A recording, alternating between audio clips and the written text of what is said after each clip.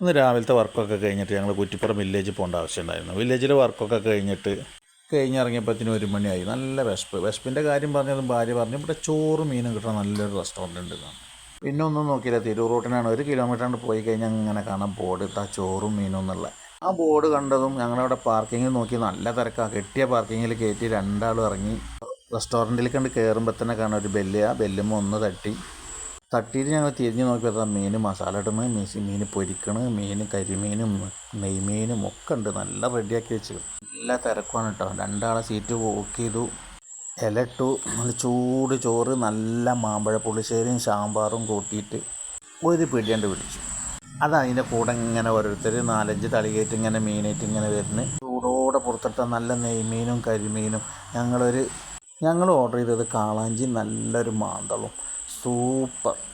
അത് കൊടുന്ന് വെച്ചതും അതിന്ന് 2 നുള്ളു ചോറും കൂട്ടിയിട്ട് ഒരൊറ്റ പിടുത്തം.